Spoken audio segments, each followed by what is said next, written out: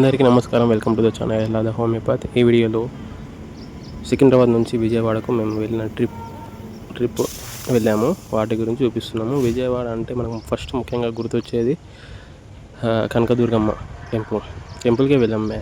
మేము టెంపుల్కి ఎలా వెళ్ళాము, టెంపుల్ గురించి ఈ వీడియోలో చూపిస్తున్నాము. అలాగే ప్రకాశం బ్రిడ్జ్ ఉందా, దాని గురించి కూడా చూపిస్తున్నాం. ఫస్ట్ అమ్మవారి టెంపుల్కి వెళ్ళాలంటే మనకు అక్కడ పక్కన కృష్ణ రివర్ ఉంటుంది. కృష్ణ రివర్లో స్నానం చేయాలి. ప్రకాశం బ్రిడ్జ్ ఇప్పుడు చూపించేది మంచి వ్యూ ఉంటుంది, చూడడానికి బాగుంటుంది. ఇంకా గేట్స్ అయితే ఓపెన్ చేయాలి మేము వెళ్ళినప్పుడు అయితే. ఇంకా అక్కడ నుంచి దగ్గరలోనే మనకు చూస్తేనే కనబడుతుంది అమ్మవారి టెంపుల్. ప్రకాశం బ్రిడ్జ్ పక్కనే ఉంటాయి. కృష్ణ రివర్ పక్కన వెళ్తూ ఉంటుంది. ఇంకా దాని తర్వాత మేము అక్కడ నుంచి అంటే స్నానం చేయడానికి ఉంటుంది ఆప్షన్.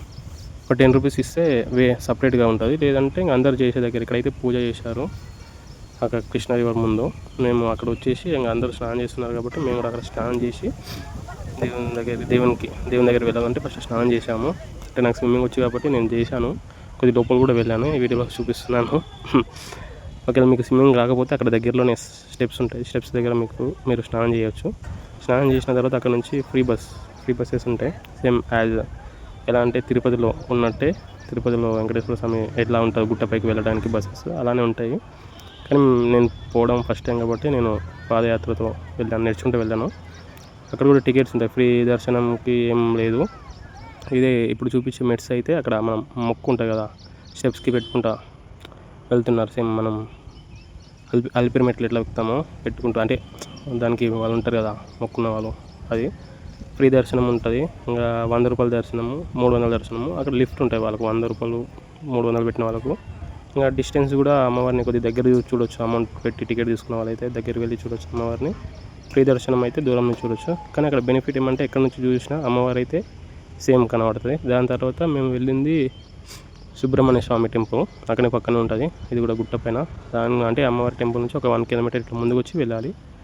కానీ చూసినప్పుడు అయితే దగ్గరనే ఉంది అనిపించింది. అంటే కింద నుంచి చూస్తే దగ్గర ఉంది అనుకున్నాం, కానీ ఎక్కుతూ ఉంటే చాలా పైకి వెక్తనే ఉన్నాం. కానీ ఇంకా రావట్లేదు టెంపుల్. చాలా అంటే ట్రెక్కింగ్ టైప్లో ఒక ఎక్స్పీరియన్స్ వచ్చింది మాకైతే. మంచిగా అనిపించింది. అక్కడ కింద శివాలయం ఉంటుంది, పైన సుబ్రహ్మణ్య స్వామి టెంపుల్ ఉంటుంది. మంచిగా అనిపించింది. అక్కడ నుంచి వ్యూ కూడా బాగుంటుంది. దాని తర్వాత మేము వెళ్ళింది ఉండలి కేవ్స్ అని ఉంటుంది. అది నెక్స్ట్ వీడియోలో వస్తుంది. జస్ట్ దీనిలో అక్కడ మనకు స్ట్రక్చర్స్ ఉంటాయి, శిల్పాలు చెక్కిన. అక్కడ అప్పుడు పూర్వకాలంలో మన వాళ్ళు రాళ్ళను చెక్కింటారు కదా, అలా అని కళలు ఉంటాయి. First floor, second floor, third floor ఉంటుంది. మంచిగా అనిపించింది. అక్కడ మనకు ఒక టెంపుల్ అంటే ఒక దేవుని కూడా ఉంటుంది. మనకి ఎట్లా అంటే మనం తమిళంలో చూస్తాం కదా ఆ టెంపుల్, అంటే విష్ణువు అనుకున్నట్టు సేమ్ అలా ఒకటి ఉంటుంది. అయితే లైక్ చేయండి, సబ్స్క్రైబ్ చేయండి, కామెంట్ చేయండి, మీ ఫ్రెండ్స్కి షేర్ చేయండి. Thank you for watching.